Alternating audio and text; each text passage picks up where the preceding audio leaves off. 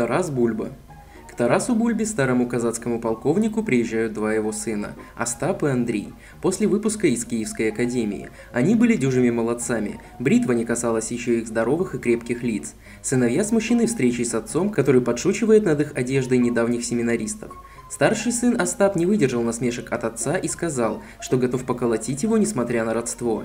И отец с сыном совсем не шуточно устроили драку, вместо приветствия после давней отлучки. Мать, бледная, худощавая и добрая, старается образумить своего буйного мужа. Он уже и сам останавливается, довольный, что испытал сына. Бульба хочет также поприветствовать и младшего, но того уже обнимает мать, защищая от отца.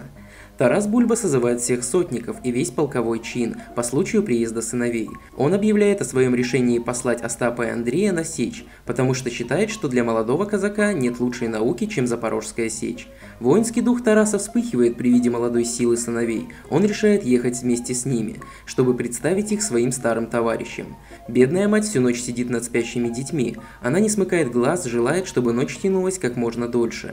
У нее забирают милых сыновей для того, чтобы ей никогда больше их не увидеть. Утром мать благословляет детей, после чего ее еле отрывают от них и уносят в хату, отчаявшуюся от горя. Три всадника едут молча. Старый Тарас вспоминает свою бурную жизнь. Слеза застывает в глазах, поседевшая голова понурится. Остап тронут слезами своей бедной матери, хоть он и имеет суровый и твердый характер. Только это его смущает и заставляет задумчиво опустить голову. Андрей также тяжело переживает прощение с матерью и родным домом, но его мысли заняты воспоминаниями о прекрасной полячке, которую он встретил перед самым отъездом из Киева. Тогда Андрей сумел пробраться в спальню к красавице через трубу камина. Полячка спрятала Андрея под кровать, когда в дверь постучали. Ее служанка-татарка вывела Андрея в сад, как только прошло беспокойство. Там он едва спасся от проснувшейся дворни. Прекрасную полячку он после этого еще раз видел. Вскоре она уехала. Андрей думает о ней в пути, потупив глаза в гриву своего коня. После долгой дороги сечь встретила Тараса с сыновьями признаком запорожской воли, разгульной жизнью. Казаки не любят тратить время на военные упражнения, они собирают бранный опыт лишь в пылу битв. Остап и Андрей со всей пылкостью юношей кидаются в это разгульное море. Но старому Тарасу не по душе праздная жизнь. Он хочет готовить своих сыновей не к такой деятельности. Он придумывает, как поднять запорожцев в поход после встречи со своими сотоварищами. Он не хочет тратить казацкую удаль на постоянное пиршество и пьяное веселье. Он уговаривает казаков переизбрать атамана, который сохраняет мир с врагами казачества. Под напором самых воинственных казаков во главе с Тарасом, новый кошевой решается идти на Польшу. Они хотят отметить все зло и посрамление веры и казацкой славы. Слух о запорожцах бежал впереди них, и скоро весь польский юго-запад стал добычей страха. Молодые казаки возмужали в битвах за 1 месяц. Старому Тарасу любо видеть, что оба его сына были среди первых. Казацкое войско попыталось взять город Дубно, где много казны и богатых обывателей. Гарнизон и жители оказывают ему отчаянное сопротивление. Казаки осаждают город и ждут, когда в нем начнется голод. Запорожцы опустошают окрестности от безделья, выжигают беззащитные деревни и неубранные хлеба. Сыновьям Тараса и другим молодым не нравится такая жизнь. Старый Бульба успокаивает их, обещает, что скоро будут жаркие схватки. Странное, похожее на призрак существо будет Андрея в одну из темных ночей. Это татарка, служанка той самой полячки, в которую Андрей влюблен.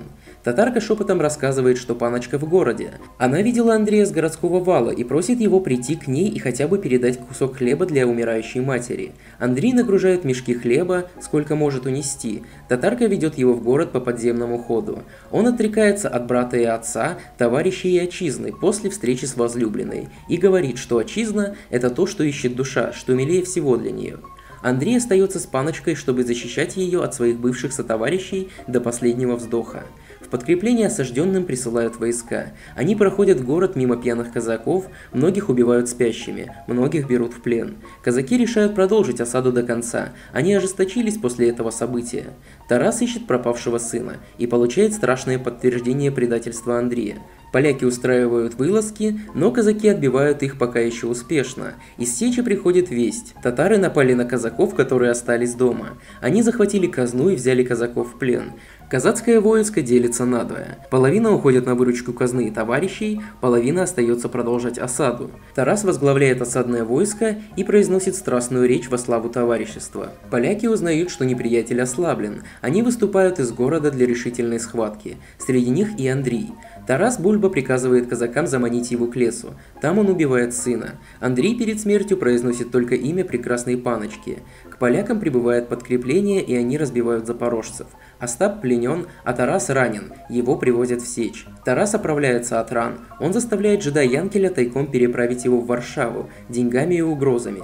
Там он хочет попытаться выкупить Остапа. Тарас присутствует при страшной казни сына на городской площади. Ни один стон не вырывается под пытками из груди Остапа. Перед смертью он спрашивает, слышит ли его отец, на что тот отвечает, что слышит.